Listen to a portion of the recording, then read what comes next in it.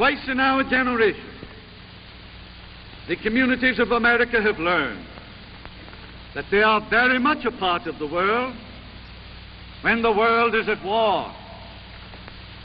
If we are to prevent war and to build enduring peace, every community in America must realize that it is very much a part of the world when the world is at peace. We have joined with our allies in the United Nations to put an end to war. We have covenanted not to use force except in defense of law. The United States will keep that covenant. As a great power and as a permanent member of the Security Council, we have a responsibility, veto or no veto, to see that other states do not use force except in defense of law. The United States must discharge that responsibility.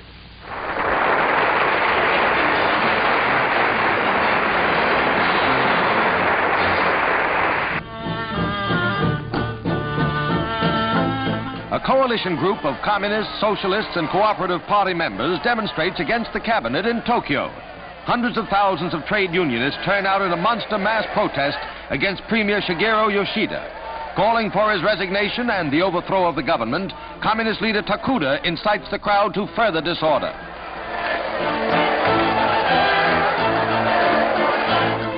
Food and housing shortages, lack of wage and price legislation, and widespread unemployment take the crowd to the Diet, where a motion calling for its dissolution is defeated, leaving Yoshida in the saddle until election time.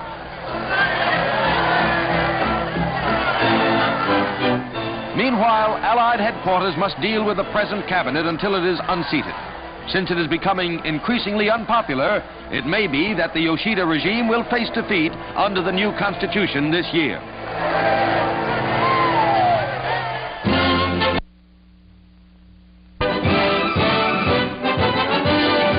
£20,000 of highly dangerous metallic sodium head for destruction in Lake Lenore, Washington.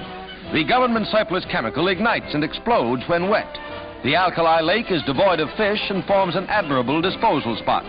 A 3,500-pound container of sodium hurtles into the lake and crashes through a foot of ice.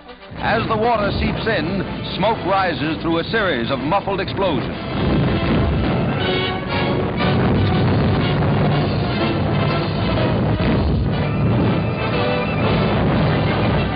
The acrid clouds billow several thousand feet over the steep sides of the lake. Disposal of the chemical by the War Assets Administration is made necessary because no public carrier will accept it for transportation to a purchaser. One after another, with varying effects, the containers go up with spectacular results as water and sodium meet.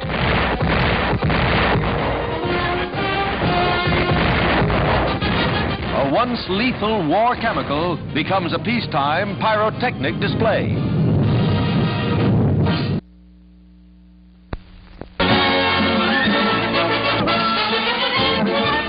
This reel is really a fire escape. Irvin Bassett fixes the safety belt about himself and pushes the drum of steel tape out of the window. He prepares for a 12-story descent to the street. Appropriately, this test is conducted in Atlanta, scene of the disastrous Weinkauf Hotel fire, which claimed over 100 lives. He descends the 120 feet to the street at about an elevator speed. The 65-year-old man makes the trip in about 18 seconds. The reel supporting the tapes works on the principle of an automobile brake drum and controls the fall to an exact rate so that the fire victim hits the ground gently. There's scarcely enough jar to make the knees bend. The tape can then be quickly reeled back for a second person.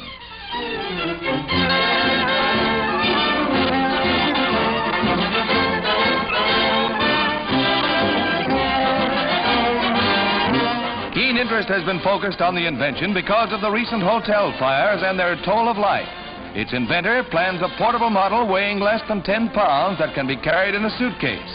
Just watch the ledgers, that's all. But he's down safe and sound, and that's what counts. Another ally against that old enemy, fire.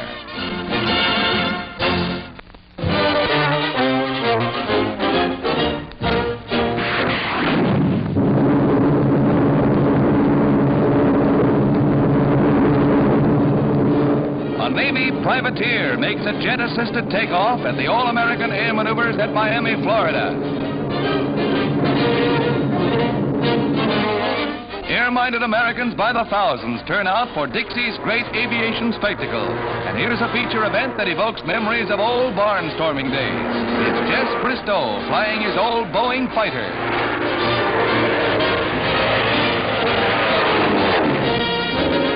There are plenty of sunburned tonsils in this crowd when Harold Ludwig throws his weight around in his open-air pusher.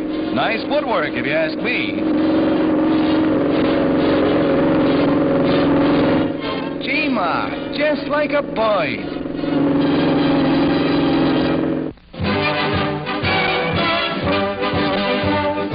Boxing's on the card at St. Helena's Gym in the Bronx tonight. Golden Gloves Boxing. First round bouts in the Sub-Novice lightweight class, and it's strictly standing room only.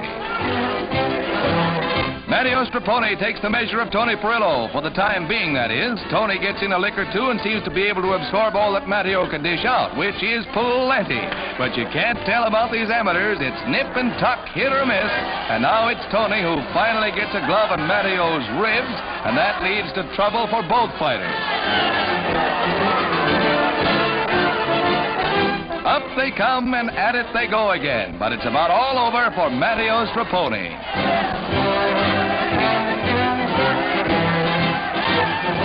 Next, we have Tony Marino and Harold Torrance. Same class, same vim and vigor. Torrance is the young colored lad, and he's got a mean reach, but Marino gets inside him, and when he does, look out, Harold.